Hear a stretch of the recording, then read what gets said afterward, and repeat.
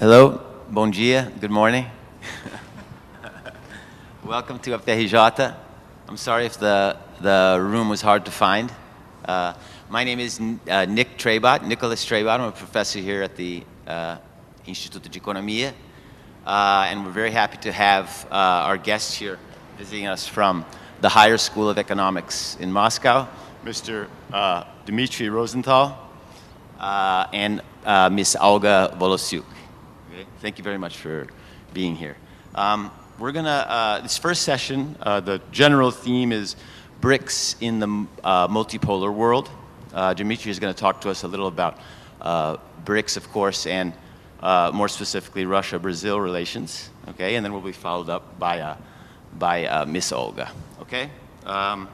We're gonna talk, Dmitry and Olga, we're gonna, about half an hour, 25 to 30 minutes. 20, okay, each one, but with flexibility. So if you need to go a little more or a little less. And that's it. So without further ado, thanks again for being here. We're going to start with Professor Dmitry, okay? Okay, thank you very much. First of all, it's nice to be here. I'd like to thank everybody for the opportunity to be here, to express my thoughts about the situation in the world, about the Brics and Russia-Brazil relations. I think now that for Russian scientists, it's very important to keep contacts, to maintain contacts with our foreign colleagues, to exchange our opinions about the situation in the world. First of all, I have to say that last time I made a presentation in English about a year ago, so sorry for this. I do all my best to express my thoughts correctly. And I'd like to say some words about my institute. For example, I represent the Institute for Latin American Studies of Russian Academy of Sciences, and it's the main Russian scientific center analyzing the economic, political, and cultural process in Latin America. We were created in 1961 after the Cuban Revolution because at that time for the Soviet government was very important to understand Latin America, and we had to make some recommendations to our government how to cooperate with Latin American countries, how to cooperate with Latin American society and elites. And now I think that we have three functions in our institute. The first one is to generate new knowledge about the region. We are writing some articles and books. The second function is we still made some recommendations to our government. And the third function, I think it's something new. I think it's something like a public diplomacy because we maintain very good contacts with all embassies in Latin America, countries in Moscow, and keep very good contacts with Latin Americans in our state. So I'd like to emphasize that I don't represent our government. And here I'm going to express my personal views, my personal thoughts. But at the same time, I'm a Russian citizen, and I have to take into account the official position of our state and the Russian laws. So I'm going to separate my presentation, or the short presentation, on two parts. In the first part, I'm going to speak about Brics, and in the second part, I'm going to speak about the relations between Brazil and between Russia. So speaking about Brics, I think I'm a little pessimist in this situation. I think that now Brics is going through the very difficult times. I think that we had some hopes about this organization, but these hopes did not come true, still did not come true. There were a lot of brave declarations in every country of Brics, in Russia, Brazil, China, some others, but these declarations did not lead to some concrete agreement. And it's a problem. I think that elites of the Brics are not able to make some consolidated agreements. And for example, in my state, in Russia, About a few years ago, we paid a lot of attention to Brics because there was a perception that Brics is going to play a very key role in the international relations and can be an alternative to collective Western countries. But now I think these sentiments disappeared. Why? Why the situation takes place? I think because even in every country of Brics, there are some problems. I mean some economic instability in Russia, in Brazil, in South Africa. I think there are some contradictions between, for example, China and India.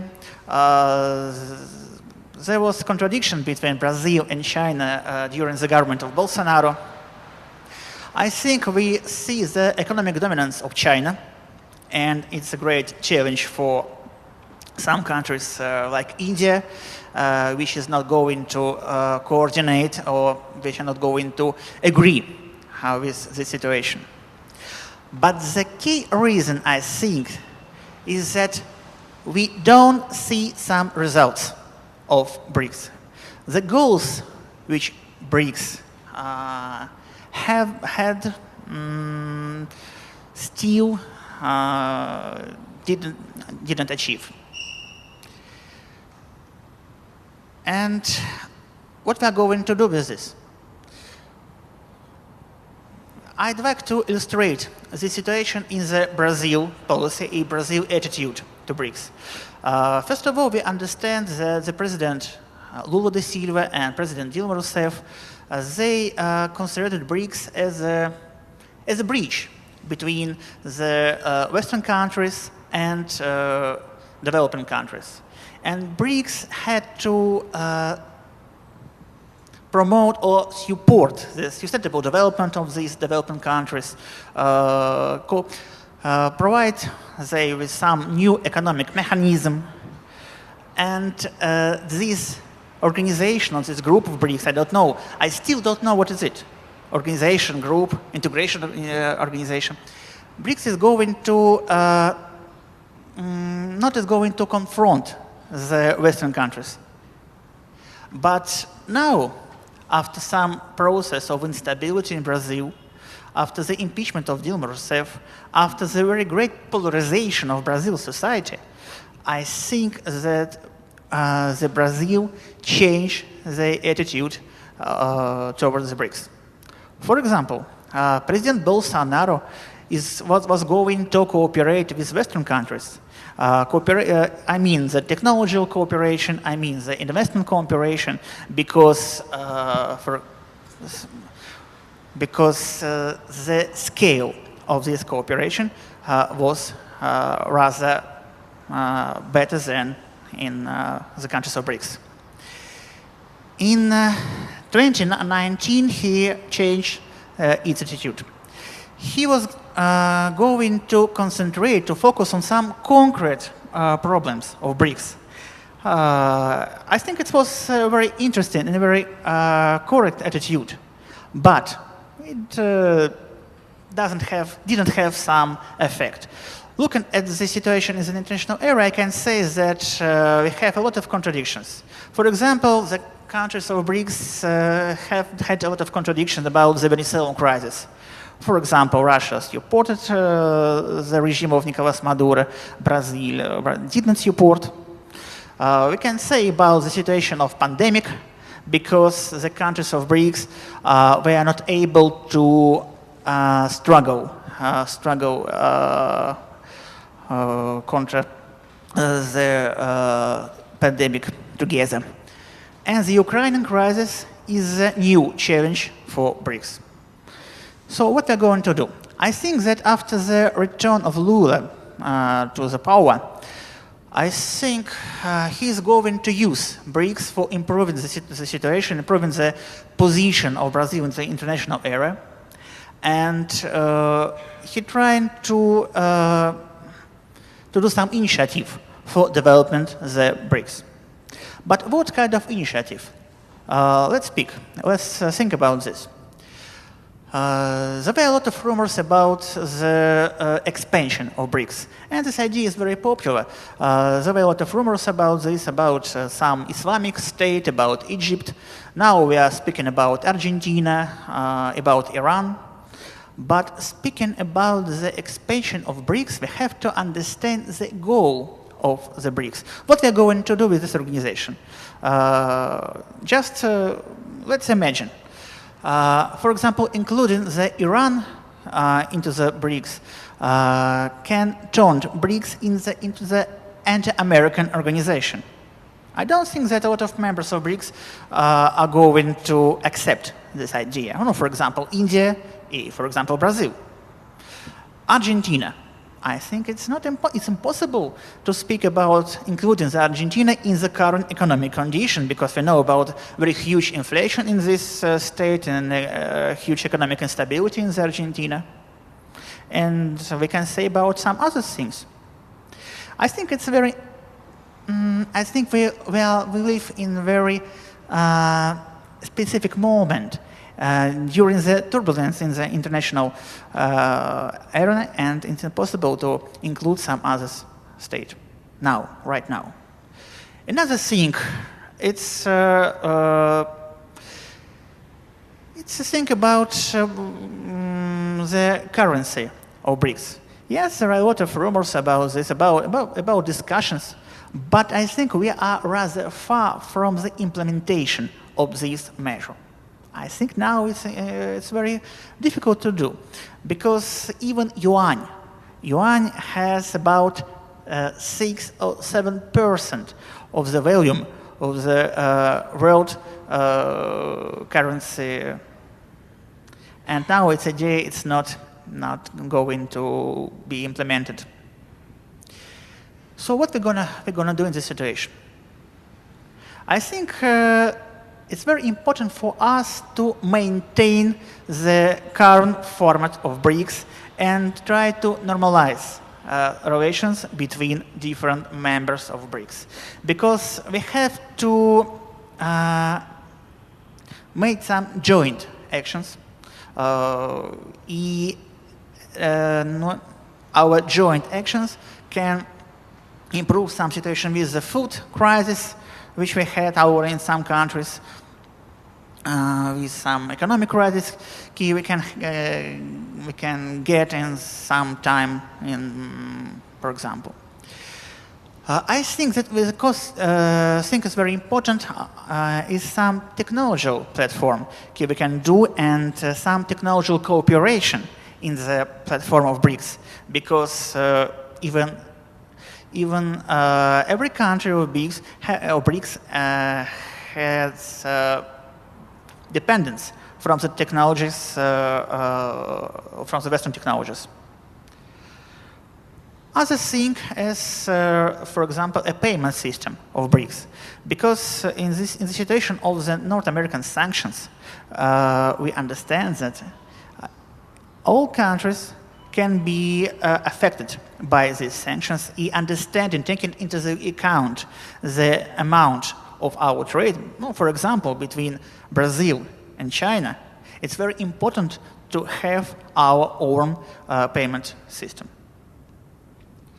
And it's very important I think, it's very important to maintain some good bilateral relations, for example, between Russia and Brazil. And so I'd like to say some words about our relations now. I think that our relations changed in 1997 after the historical visit of our Minister of Foreign Relations, Evgeny Primakov, to Brazil, because that year there were signed a lot of agreements, there were signed a lot of contracts, the Commission of High Level was created, and this led to the increasing of our trade.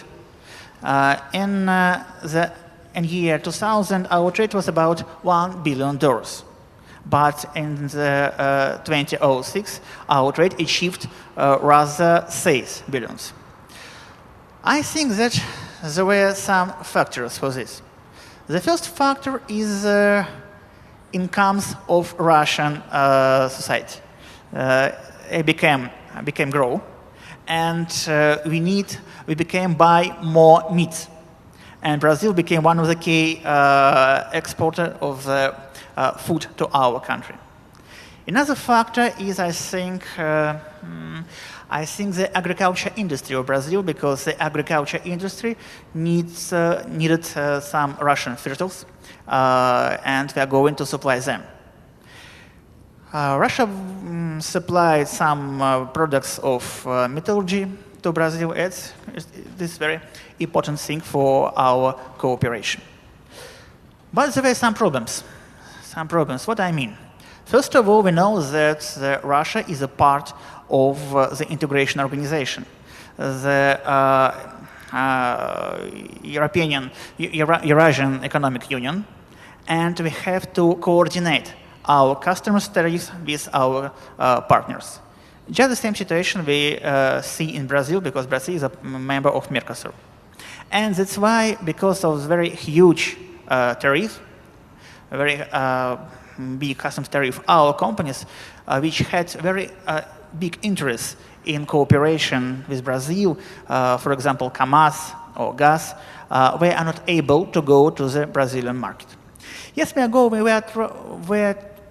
discussing some agreement of free trade between Mercosur and between Mercosur and Eurasian Economic Union, but I know that Brazil proposed such agreement, but Russia was not able to do this because of afraid that we can lose the competition, and we refused from this cooperation agreement. But at the same time, in the political field, everything was okay. I think Russia and Brazil shared common values. In the international arena, we supported the idea of multipolar world, and it was very important for us. We supported the idea of including Brazil in the permanent membership of the United Nations, of Security Council of United Nations. And even after some political problems in Brazil, even after the impeachment of Dilma Rousseff, and after came to power of Michel Temer and Jair Bolsonaro, there were no problem between us. By the way, we know that relations between Brazil and between United States during the administration of Bolsonaro was not very good. There were a lot of problems between Biden and Bolsonaro, for example, in the ecological policy, and at that time Brazil was looking for some counterweight. And that's why, for example, Jair Bolsonaro made a visit to Russia in February 2022. And then the Ukraine conflict started. And the Brazil appeared in a very, very difficult situation. There was some so-called dualism of the foreign policy of Brazil. From the one hand, the Ministry of Foreign Relations of Brazil condemned Russia, but the President Jair Bolsonaro was trying to keep silence and don't speak about the situation. No, I don't know what was going on. The Brazil voted for the anti-Russian resolution, for example, in the General Assembly of United Nations, but at the same time, the Brazil was against the excluding Russia from the international organizations. So it's very, very, very hard, a very, very a special situation in our relations. And now, the President Lula da Silva is in a very difficult situation. He is trying to keep balance between the United States, China, Russia, some other international organizations. And during his election campaign, he condemned the Russia for starting the special military operation in Ukraine. But at the same time, he thought that a part of responsibility had the Western countries. And it's true, without any doubt. Now he is going to use the Ukrainian conflict as an instrument of improving the position of Brazil in the international relations. But we understand that now Russia, Ukraine, Western countries are not going to accept this peaceful solution. But I think that now, in spite of some troubles of our relations, of some political difficulties of our relations, we have some sphere of development our cooperation. First of all, it's trade. I think that last year was our trade achieved $10 billion. It's a record of our cooperation. It's very nice result. And I think that Russia is going to continue its economic strategy, policy toward Brazil. We are going to buy our fertilizers. We are going to supply Brazil with, we are going to purchase soya and some other very important products. By the way, I think we have to make some cooperation in the field of energy. I mean the different types of cooperation in energy, in biofuel, and some other types. We have very good cooperation in space. For example, you know that in Brazil now we established two objects of the navigation system GLONASS, which is very important for us. It's it's a key our project. Now, I think that Russia can help Brazil in the digital transformation because we have very good experience in this field. I think there are a lot of other spheres of cooperation. Yes, I think that now we have a lot of difficulties. I mean Brics, I mean our bilateral relations, but at the same time we have some opportunity to improve the situation. Maybe not now, maybe in a year, maybe in 2 years, but I think we can improve the situation, we can develop the situation, and its situation, give us some optimism. Thank you very much indeed.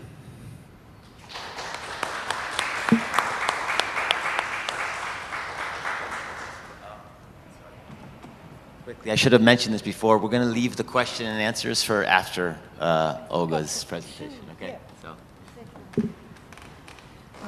Thank you very much. In 2006, when the Brics was established, there were a lot of skeptical views on its future among the experts, among the analytics. But during the last 17 years, Brics continues working.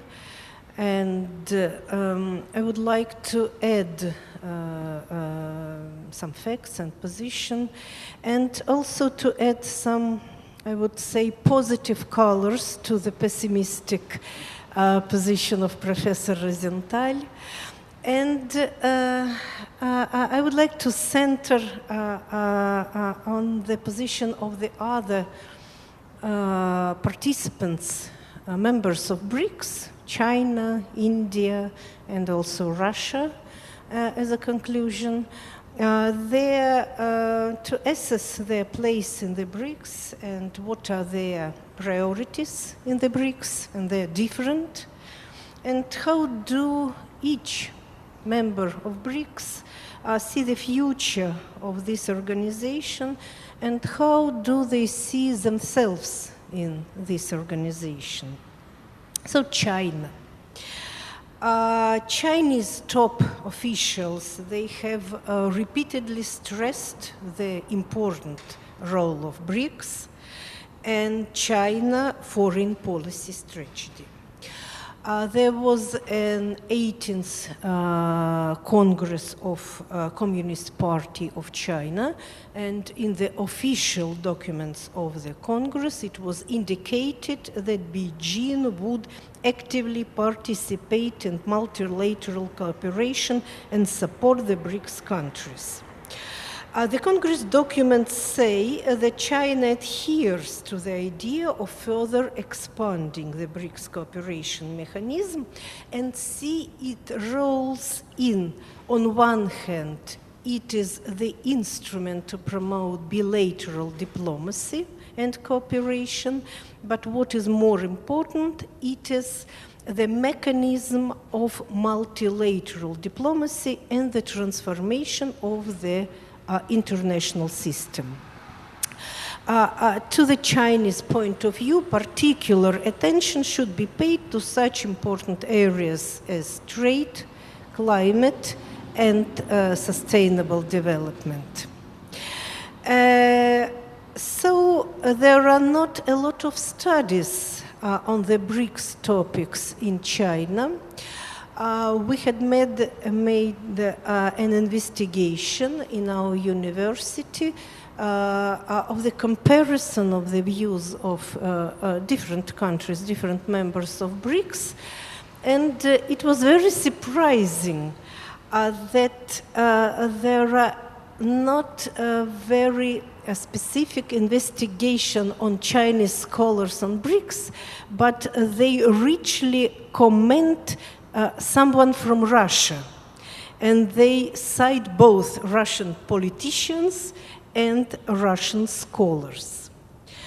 It is the common point that Chinese scholars think that the role of China is BRICS is very important.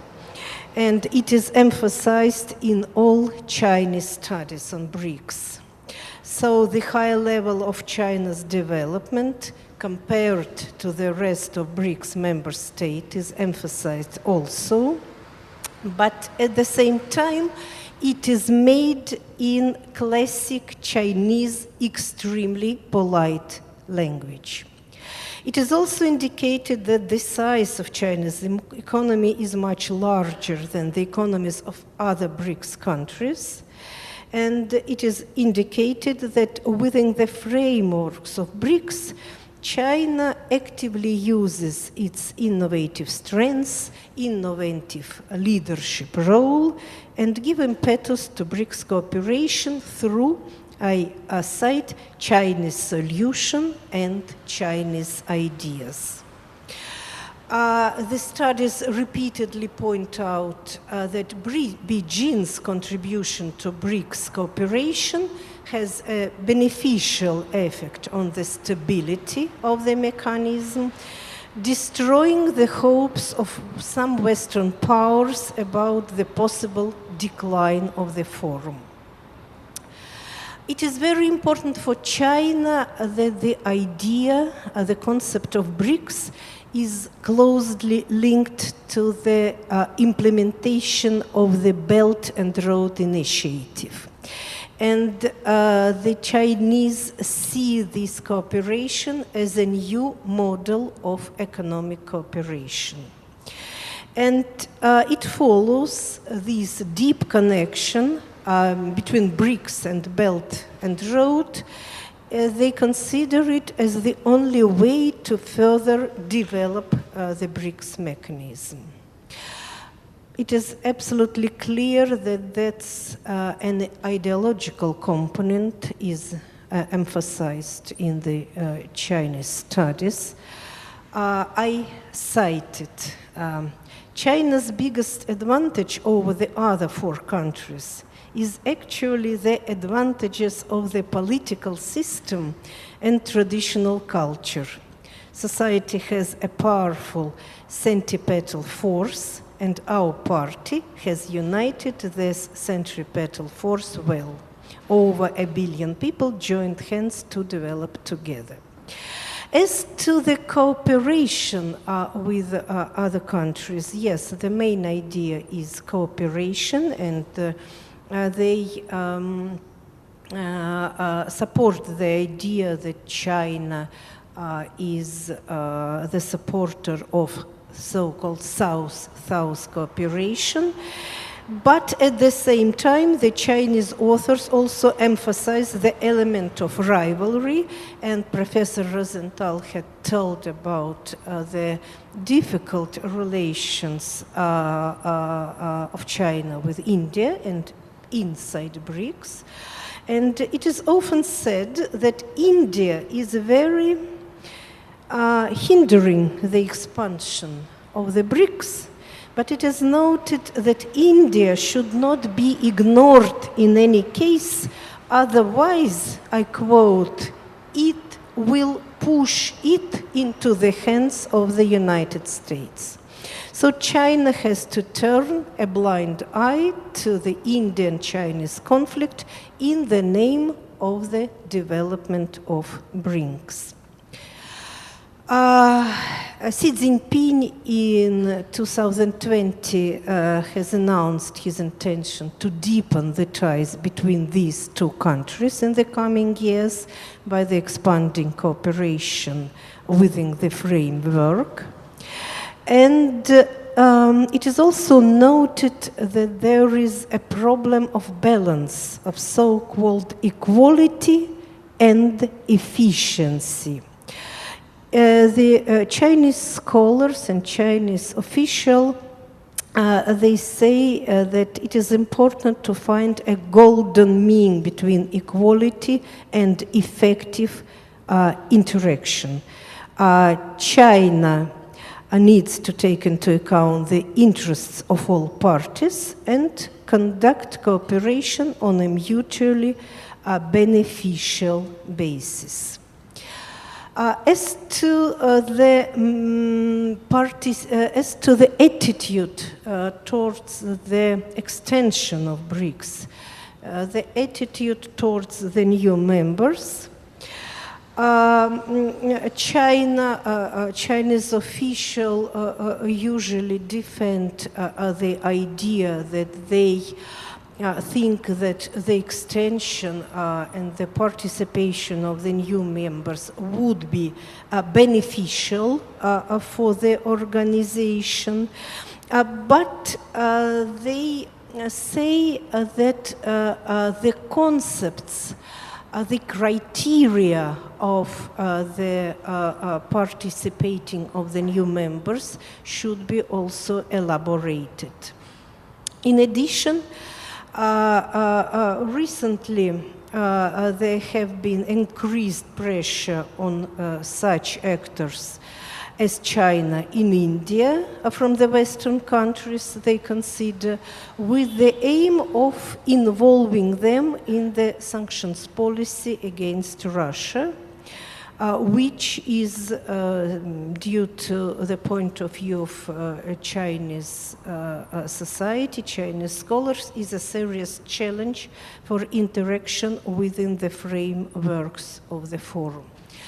I don't think that I need to tell in the more detailed ways the relations between China and Russia within the framework of BRICS and Chinese-Russian relations in the actual time related with the sanctions policy, because the next session will be dedicated to sanctions, and we can exchange our opinion on sanctions and on the relations of the countries with Russia in the context of sanctions. As to India, India's relations with the BRICS countries are most often viewed in the context of global economic stability. India pays great attention to maintaining the stability of supply chains between the BRICS members.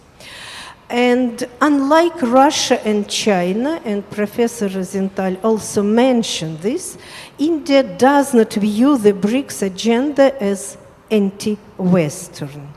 New Delhi does not support the discourse about confronting the West and using the BRICS to create a new world order. This position has two main reasons.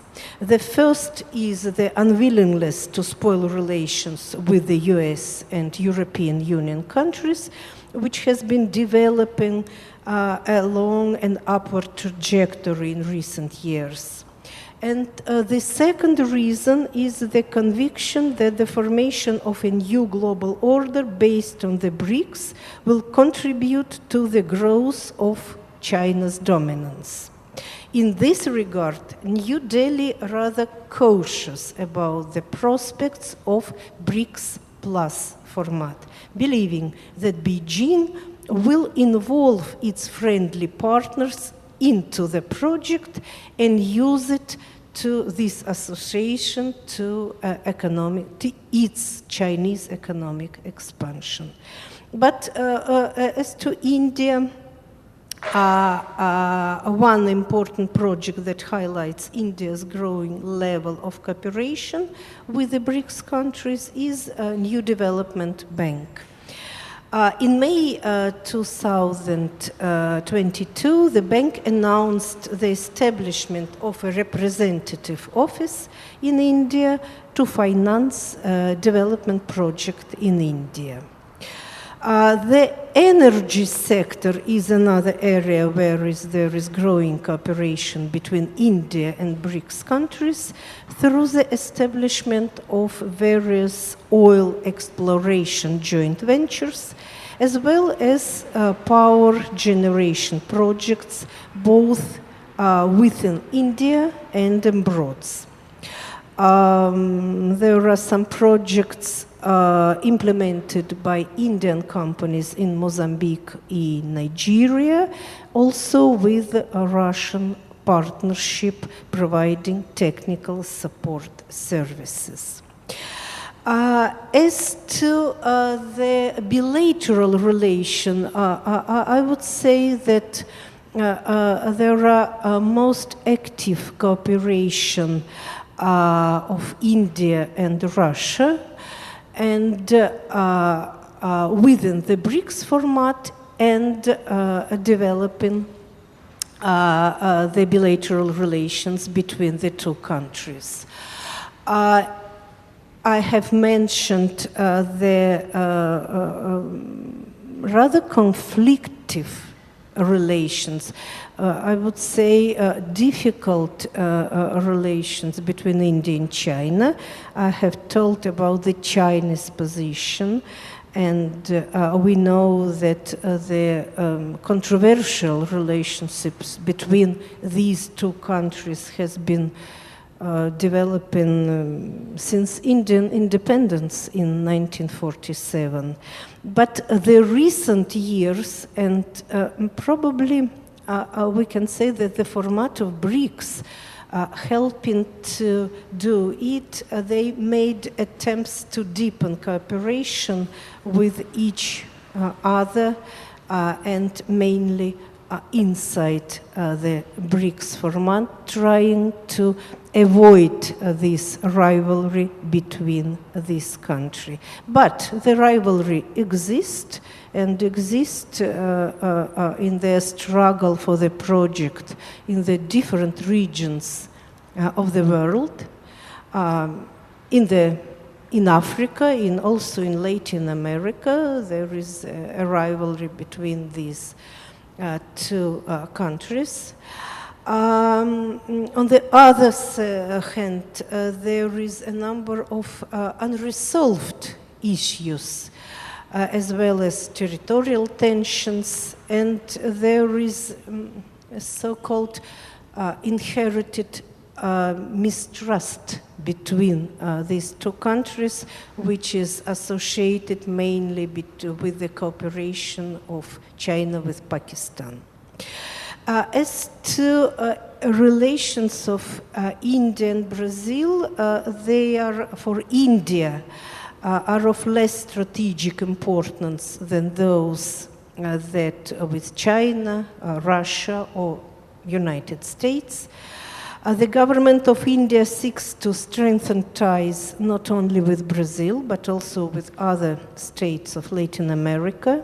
And similarly, Brazil is seeking to strengthen relations with China, with which bilateral trade exceeds much the bilateral trade with India. But compared to 2010, in 2022, the trade turnover between the states, between India and Brazil, has increased by $5 billion, and that's a very important figure. As to South Africa, also India tries to expand its trade with South Africa, and Indian main exports to South Africa are transportation, equipment, pharmaceuticals, petroleum products, and chemicals. And India is determined to use the potential of South Africa infrastructure for cooperation with other African countries, so thinking South Africa as a bridge to further expansion to Africa.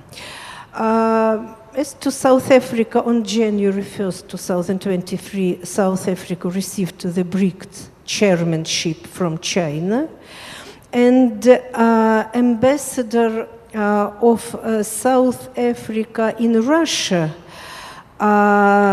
Zuvikle Maketok, he told in the recent interview that 13 countries are interested in Brics membership, and 6 of them have already submitted official application, and South Africa will highly defend their participation, their further participation in Brics.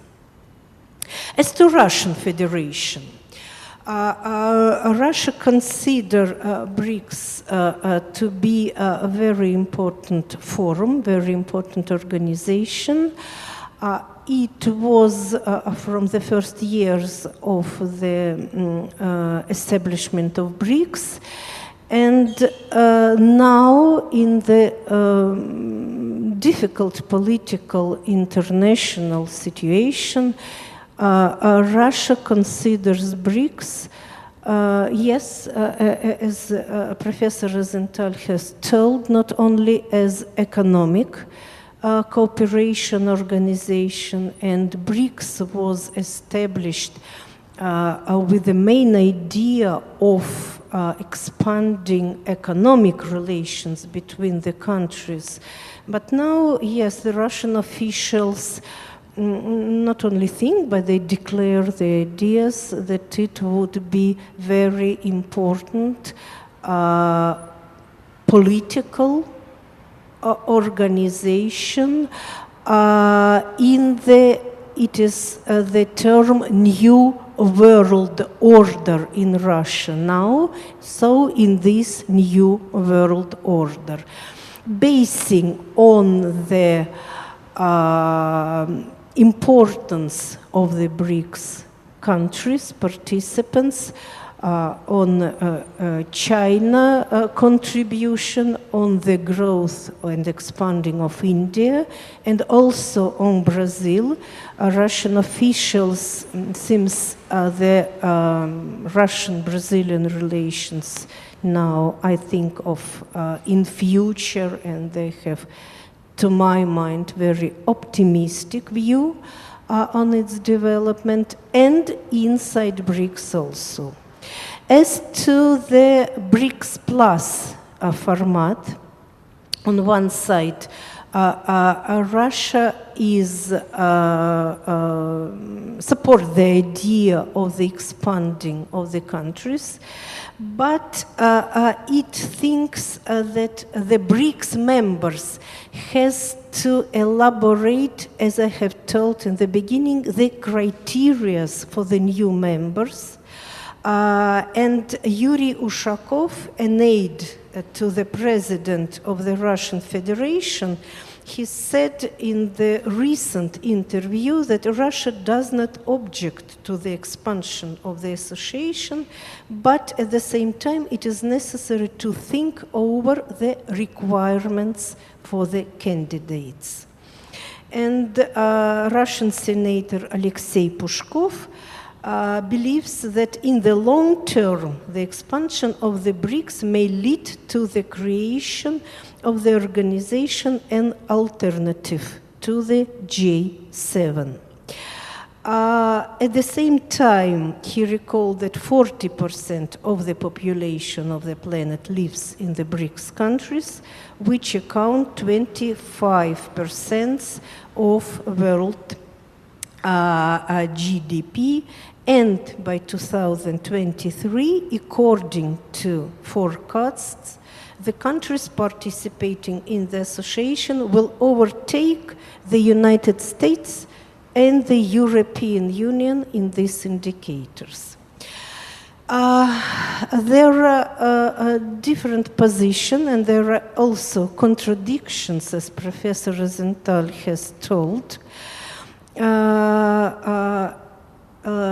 In the sense of the participations of new countries, he gave the example of Argentina. There is also the big doubts from the part of India about the participation of Pakistan, and there are difficulties and tension between other countries. But in general, I think that the position of Russian officials, of Russian government, it's positive that further or later the Brics organization should be and would be expanded. Not very, probably rather slowly, but it would be the positive way, not the negative way for the new members. Another idea that Russian officials try to develop is the collaboration, the Brics with the other regional organization. And they defend also this idea. We know that in previous time, Russia was the defendant of the solving of the international problems using the authority of the regional organization. I explained what I mean. So if we take the crisis of recent years, for example, when Muammar Gaddafi was overthrown, Russia insisted on the leading role of the African Union in settling the Libyan crisis. When Syrian crisis began, and we had discussed a little bit with one of the participants of our meeting the Russian position in Syria, Moscow called the Arab League to be the center of power. Earlier, Russia also proposed the creation of the Organization for Security and Cooperation in the Persian Gulf, a local analog of OSCE to include Saudi Arabia, Iran, and Emirates and other countries in the region. Different regional political centers, according to the official position of Russia, should be formed, and countries can simultaneously be members of different organizations and structures. And in this sense, Brics can play a role.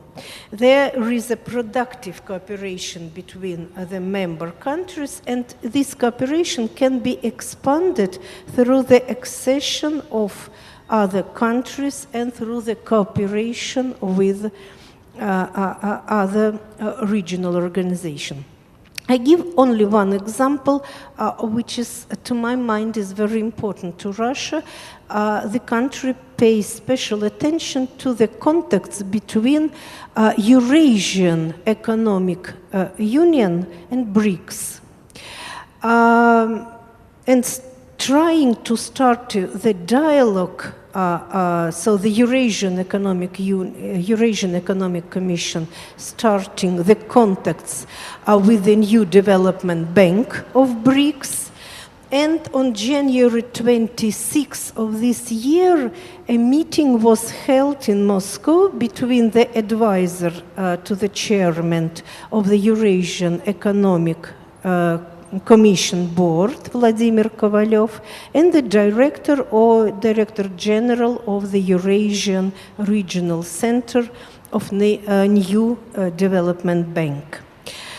So I will cite what Vladimir Kovalyov told about the meeting.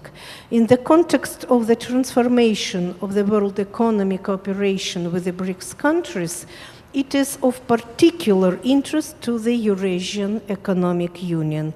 We see a perspective in the dialogue with the new development bank, both in terms of exchanging best practices in the implementation of infrastructure, logistics, and energy projects in countries with the developing economies, as well as on more global issues of sustainable economic development in the Eurasian Economic Union and BRICS. So today is 22nd on May, and on May 24th, so in one day, there will be the second Eurasian Economic Forum will be held in Moscow. And among the issues that will be discussed in the forum, the special attention will be to the two sessions. The one is Eurasian, the cooperation, or it's called Open Integration Dialogue between Eurasian Economic Commission, Shanghai Cooperation Organization, where Russia participates also very actively and defends it, and BRICS cooperation. And another session, there will be also other regional sessions, but I would like to mention only one. There will be special session between Eurasian Economic Union and Latin America, and there will be a rather of issues will be discussed between the Russian representatives and the representatives of countries that form part of Eurasian Economic Union, and with the participants and representatives of different Latin American countries. As I have looked through the program, there will be representatives of Nicaragua, Peru, Venezuela, and Cuba. So, instead of conclusion, I started with the doubts that were 17 years ago about the BRICS, not future, but about the BRICS, even cooperation. But it still continues working, cooperating, developing, and for its future things to expand very widely and very largely, including the new members and including the cooperating widely with regional organization. So I think that this moment is a very, very important moment for the future of the BRICS, and I hope very much that the future will be positive. Thank you very much.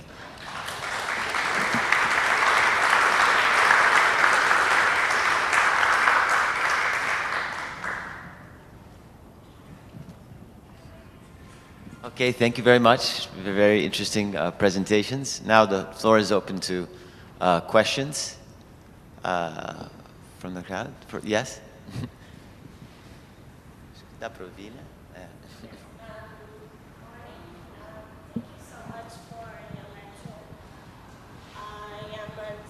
PhD student here at the Institute, and I am studying now precisely the relationship between the IIB and NDB and these organizations. And I was wondering, what do you think on this increasing proximate movements of China towards the Central Asian countries, and how it affects the relationships between those countries and Russia, and if maybe the Brics could be a forum to manage somehow these tensions instead of the Shanghai Cooperation Organization on other space. Thank you.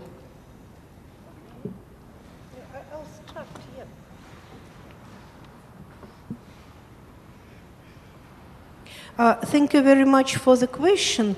May I only say one comment? We, when come here, we were thinking that that would not be lectures, that we will exchange the points of view, because we are also very interested on the position of the Brazilian scholars and experts on the topics that we are discussing now, on the Brazilian-Russian relations, on the Brazilian point of view on Brics, because that's absolutely natural that every position is based on the sources of information, and it's absolutely clear there that there are different sources of information, and we make our conclusion on that. So I think that the discussion, the exchange of our opinions would be very, very positive and important. As to your question, I think we did not touch really that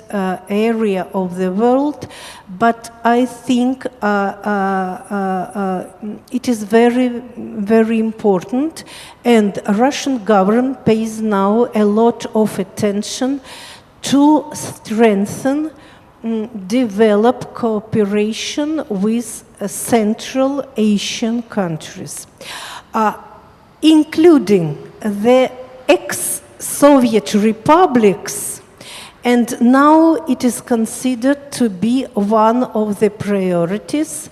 And the members, we have in the university where I work, it's one of the universities in Moscow. We call it Higher School of Economics, but please don't be confused. It's not only about economy. It has 13 faculties and 26 specialties, including international relations, languages, whatever, physics, chemistry. And in our faculty of world economy and international affairs, there is a special group of experts who collaborate with the universities and think tanks of Central Asian countries. And I think it was the beginning of May when they had the last conference, and they exchanged the view. So the result, first, Russian Federation pays now a lot of attention to the strengthening the relations between the Central Asian countries. Russia, it was not the priority for Russia during, I would say, the last 20 years, and it's it can be, I can explain it, yes, the Russia in 90s was in very deep crisis, and to overcome the crisis we had to choose the priorities. We could not continue the relations that had the Soviet Union before, very active one, with almost all countries in the world. Based on ideological basis, yes, but it had the relations. So Russia now is trying to come back to the situation of developing the relation with different regions of the world. We can say that's a pity, but it seems to me, I'm not the specialist in Russian Latin American relation as the very profound and expert as Professor Dmitry Rozental, but it seems to me that we have lost a lot of good friends in Latin American countries when Russia in 19th thought that Russia's priorities would be West, that Russia would be the part of the Western civilizations, and there was no force even, there was no possibility to develop with the relations with the other countries. So, to my mind, we really had lost the good relations that we had with many Latin American countries in the past. Now we say, and I have cited the participants of so the session that will be in 2 days in Moscow, Venezuela, Cuba, and Nicaragua. They continue the relations, but we try now to come back and to return what we had before. And one of these priorities, the new priorities, I come back to the answer to your question, is Central Asia. As to China, I understand your question. The expansion of China in Central Asia is enormous, and it's not a secret. So we do not rival with China in the Central Asia. We try to find our economic and political and cultural interests in this republic. I would say, if I can say so, the economic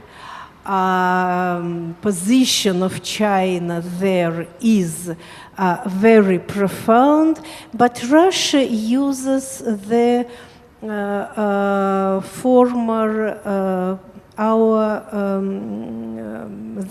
history, the historical, if I can say, identical priorities. We lived in one state, we had a common history, and we still now, we have a lot of things in common. Yes, there are different countries now, there are even different religions, but Russia continues helping the countries of Central Asia, participating in organization with them or developing the bilateral relations. There was also a question about Shanghai Organization and Brics. Could you repeat it? Yeah. Oh, maybe Professor Rozental would like to add something. Yeah. We'll continue this. Thank you very much. I just want to add some words to the brilliant answer of Professor Volosyuk. As a professional pessimist, I have some thoughts. I think that there is perception in our country, maybe here in Brazil, that Russia and China are natural partners. I think it's not true. I think that there is a very strong competition between China and between Russia, including in Central Asian countries. And I agree with Professor Volosyuk. We lose a lot of opportunities. The Soviet elites in these countries had gone, and now the new elites is going to looking for some new economic partners. And without any doubts, China has more attractive potential to these countries. Now we are going to do something to improve the situation with help, for example, of Foundation Gorchakov, some other foundation. We are going to work and cooperate with young generation of these countries, with young politicians, but we need a lot of time to improve this situation. And answering to the question about Brics, as I said, I don't think now that the Brics as a platform when they can solve this problem. And I don't think that China is going to lose or is going to refuse from the interest. So I think it will be a competition, and very strong and very economic competition. And now we are going to do our best to win this competition. Thank you. To my mind, but I think that Chinese political leadership understands very much the specifics of the situation and try to keep these, I would say, good relations for Russia, because as Russian political leadership, as Chinese political leadership, they understand that they must support now each other, because if not now, it would be difficult or impossible to live, to work, and to survive in this world in the future. That I would say. It's a necessity.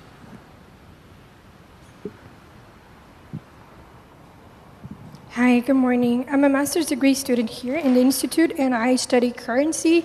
So I'd like to hear you both opinions and thoughts on the possible de-dollarization of the international monetary system, if you think that's feasible or it's just like something that we wish, but maybe it's not going to happen. Thank you. Okay, thank you for your question. I think that the process of the dollarization is a correct process, because we don't have any other chance to improve the situation and to make our trade more safety in the situation of the American sanctions, because the dollar is a perfect instrument for implementation some economic sanctions. But at the same time, I think that now it's not time for the process of this. We are rather far from this situation. For example, we don't have. Let's speak about Russian and Brazilian relations. There are a lot of attempts to make the dollarization in our relationship. But what we are going to do with such amount of reals? I don't know. What we are going to do for such real yuans? For example, in our relations with Brazil and or with China and Russia. I think there are a lot of problems, and this question, is an issue about the dollarization, is just now in the level of discussion. It's a correct way, but we have to go through this way, and its way is very, very long. But the direction is correct. Thank you. Yeah, only a few words. I think, as I have told, I think that's a pivotal moment in the history of mankind. In considering the development of Brics, we consider the future of our country, and also this issue, the de-dollarization, which has started.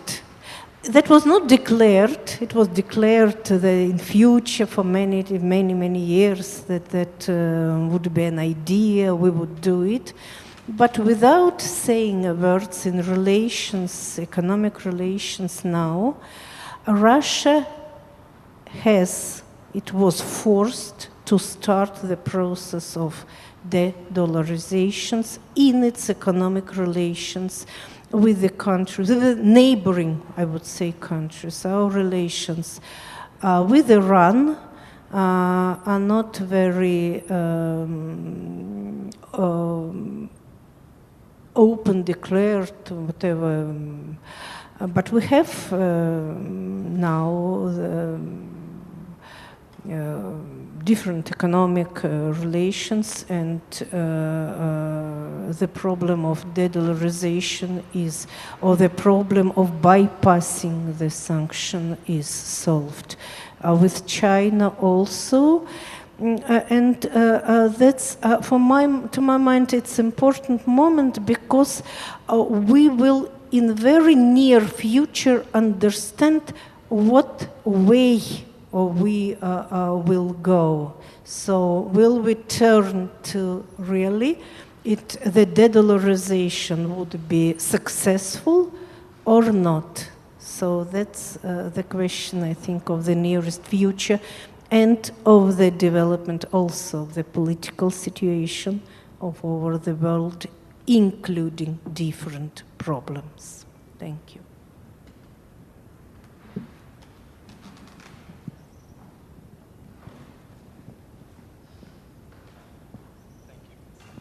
Thank you, professors. Sorry, apologies.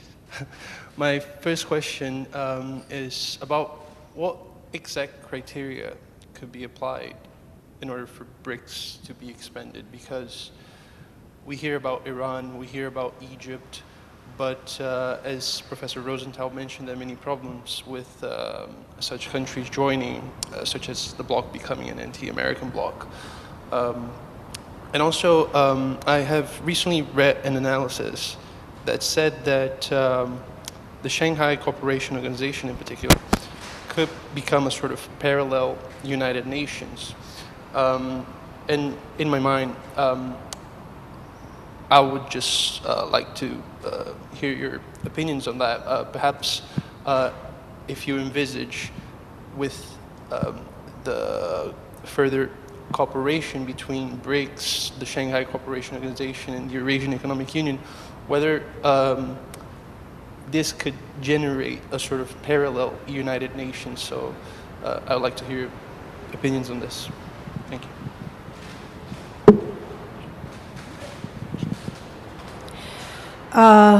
The official Russian opinion that no one organization would substitute the United Nations, and the role of the United Nations is very, very important, and it is now the time to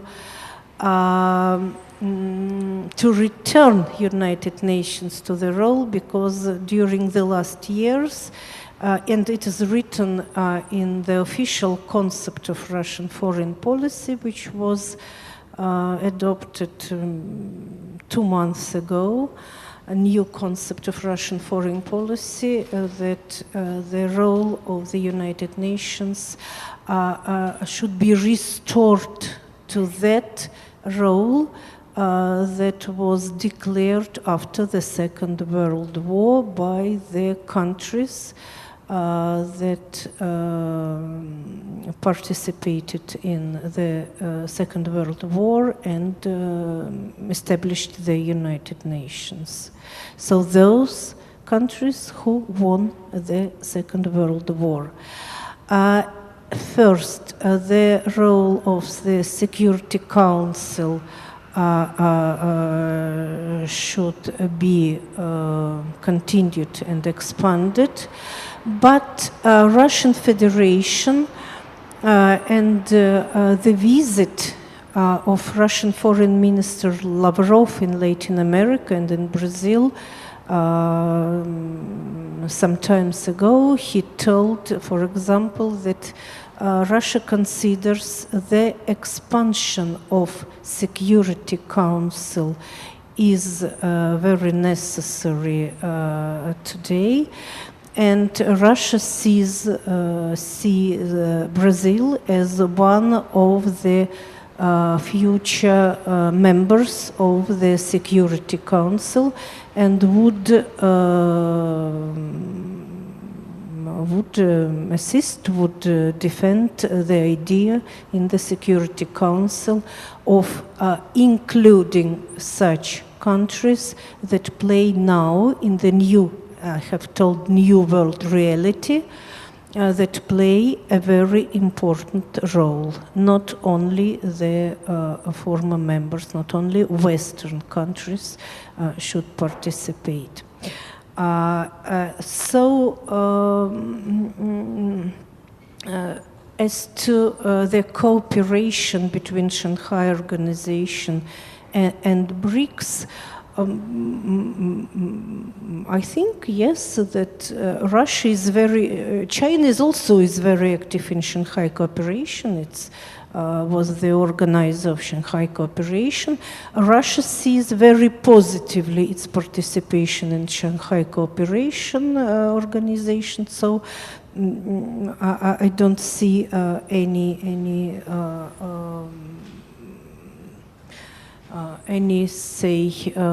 difficulties in the future. As to the criteria,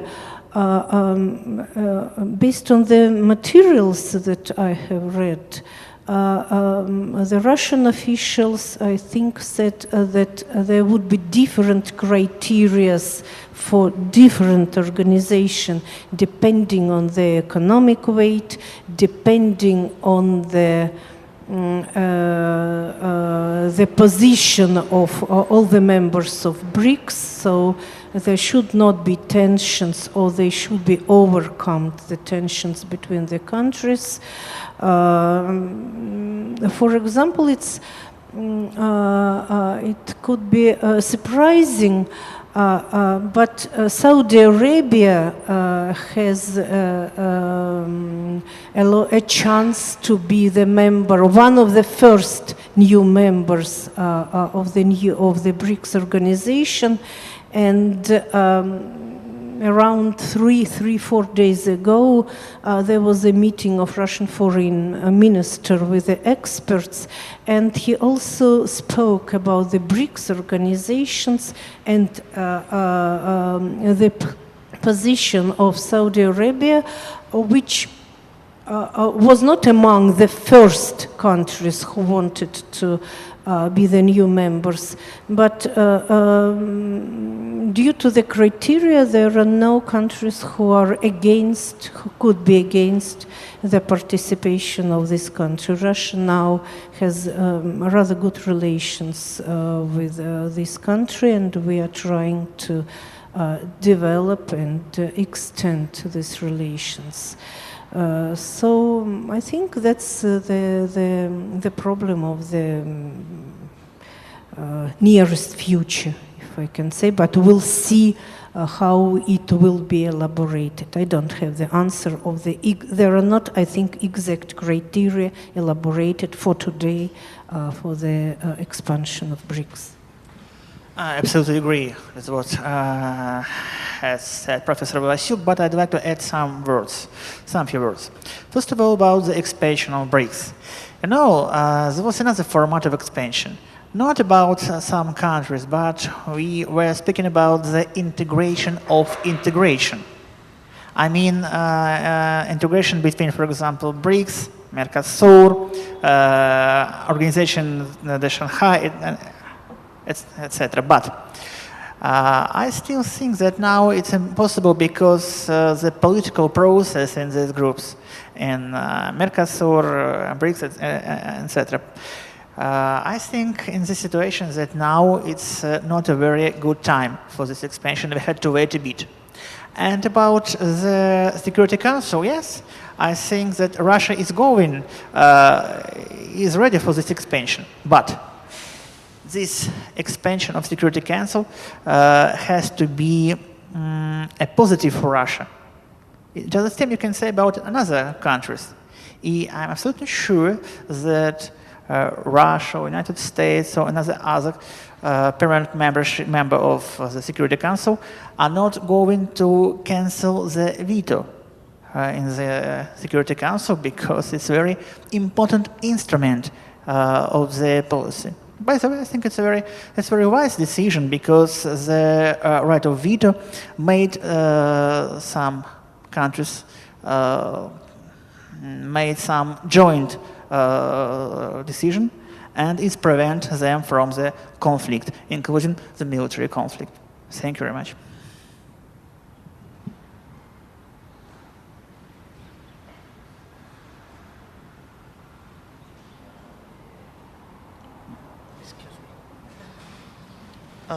Good morning. I would like to know about your expectations about BRICS summit, the next BRICS summit this year.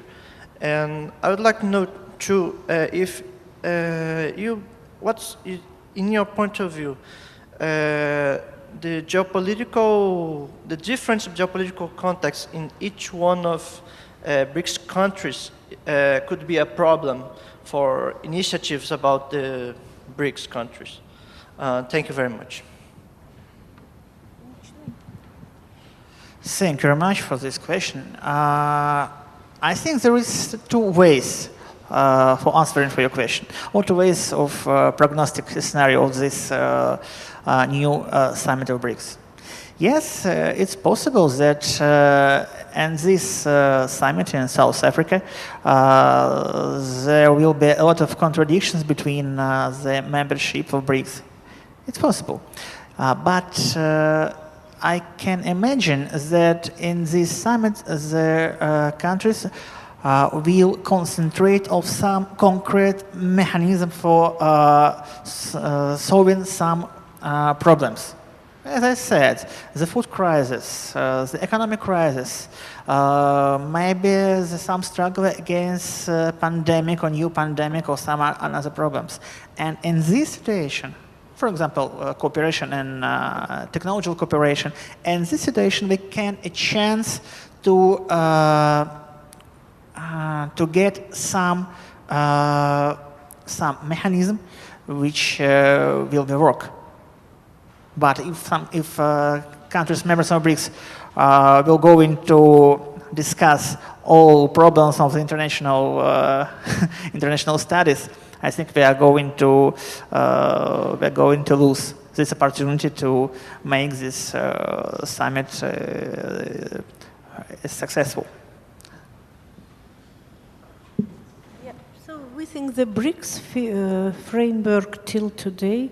There were no the conflicts that were not solved between the countries. So I don't see that in this year, in the future, there would be conflict that the countries that are members of BRICS cannot solve them. Regarding the question that you asked, the membership or the other questions of the BRICS.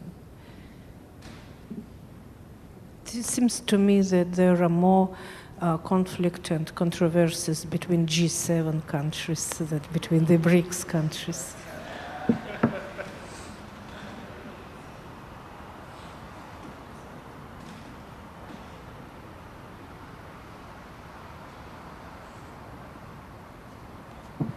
And maybe you can express your opinion about the situation, because for us it's very interesting to understand your thoughts, your ideas, and it will be very useful for us and for future our work.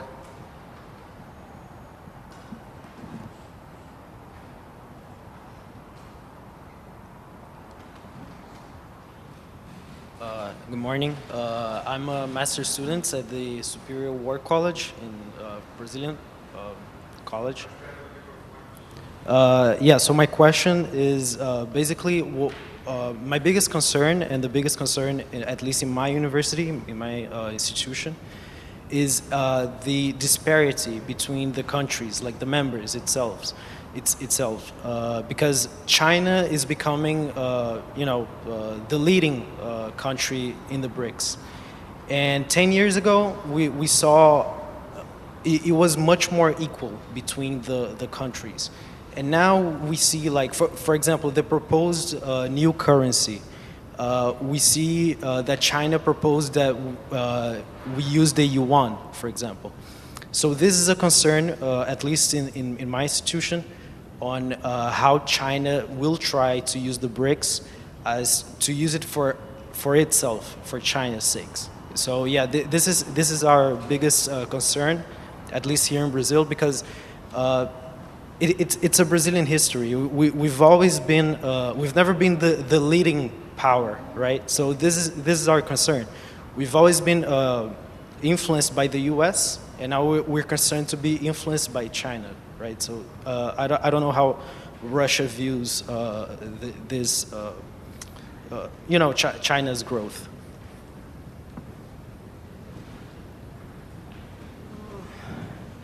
Yes, as I have commented, China also views itself as the leading country in BRICS. The Chinese economy is growing very fast, and the Chinese influence also in different regions, in Central Africa, in Central Asia, in Africa, in different Latin American countries. I have one student in my master program. He is from Uruguay, and he is studying the relations between Uruguay and China, which has its specifics, but also there is a big expansion on China, not only in that country, but in different ones. The difficult question, really. But what I think, first, the Brazilian economy and the Brazilian position in the world is also growing during the last years. It was not so 10 years ago. By some prognosis, it would be the 10th economy in the world in the nearest future, overcoming Russia. So, I think, as I understand the Brazilian politics, that the Brazilian government and Professor Rozental will tell it in more details, pays a lot of attention of national interest of Brazil and also in the relations with China. So in growing Brazilian economy, I think there would not be the say of total economical expansion of China.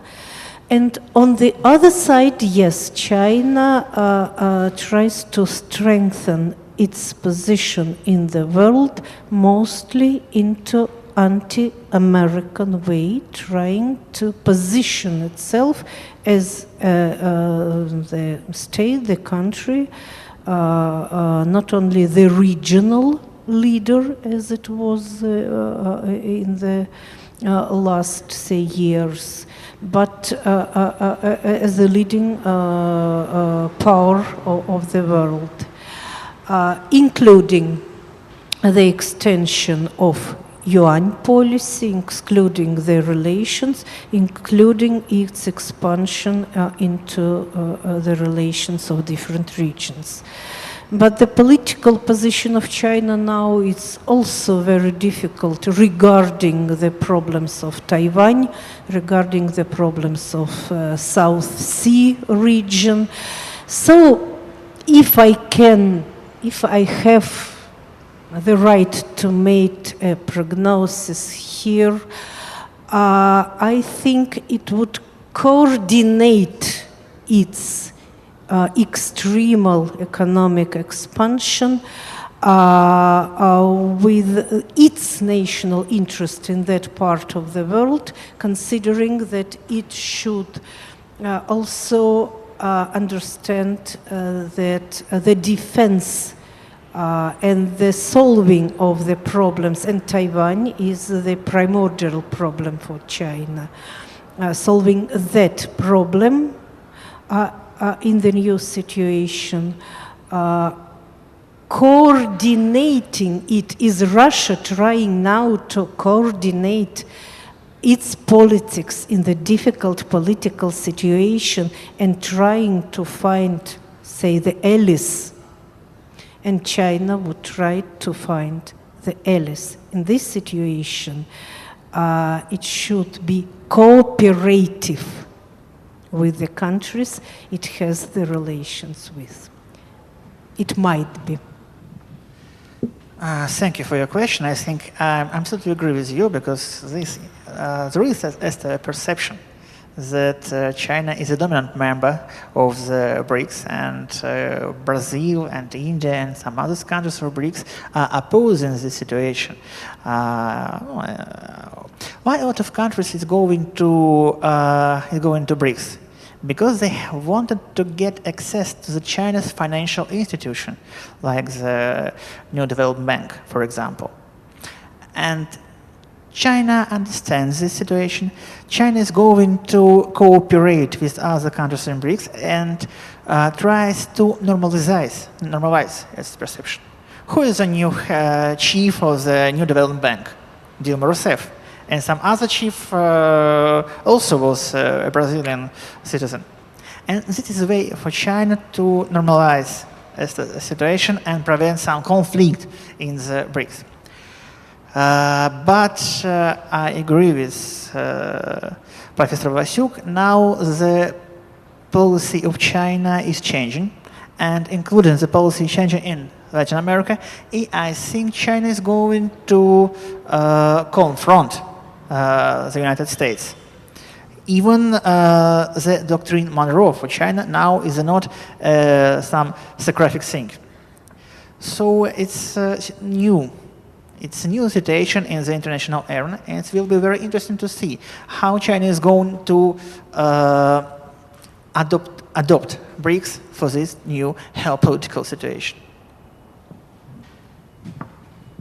Thank you very much. Unfortunately, we have to stop now to give us time for the coffee break and other refreshments in time for the next. But we'll be with Professor Olga and Dmitry for a lot longer today and tomorrow, so there'll be time for other questions. Thank you. Thank you very much. And thank you very much. Yeah.